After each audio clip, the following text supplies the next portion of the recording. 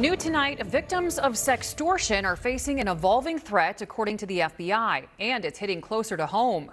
They were being groomed by AI, and they were supposed to meet on Portage Road to be picked up. And it wasn't even a person. They were actually talking to AI.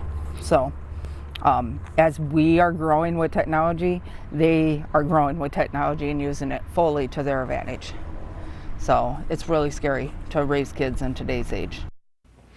West Michigan sex trafficking survivors speaking out, and the FBI says in West Michigan every week victims are seeking help. News Channel 3's Abigail Taylor joins us live in the studio tonight. Abigail, how are authorities tackling this growing problem? Yeah, Jess, the FBI says they're going after these criminals who target mostly kids on Instagram, Snapchat, and even games like Roblox. According to the FBI, for every case reported here in West Michigan, there are at least a dozen more victims too afraid to tell anyone what's happening to them.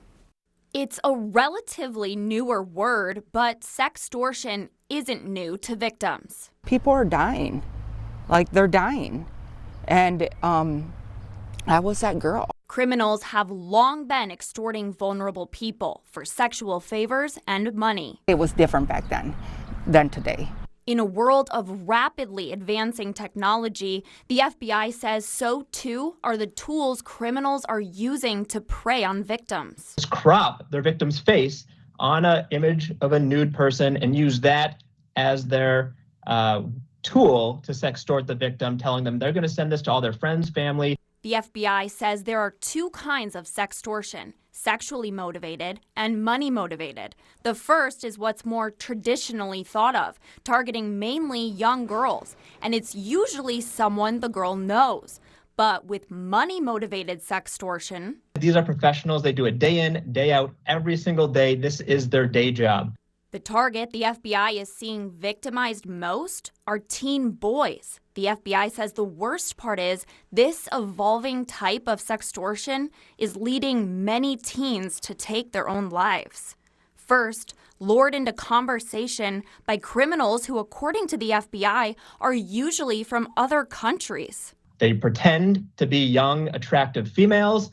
Exchanging explicit pictures, the FBI says the victims are then blackmailed relentlessly for money. And sometimes it's not even a real person. Using AI to groom people.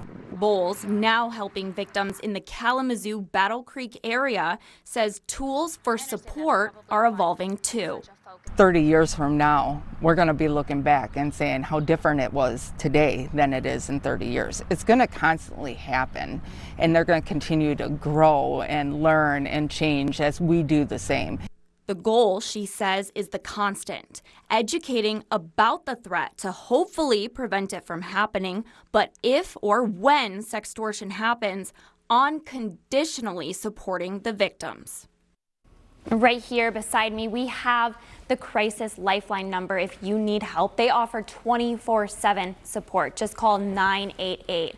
We also have all kinds of resources like On Silence, the organization that Robin Voles told you about for victims in our area, and the entire FBI webinar that you saw there on our website.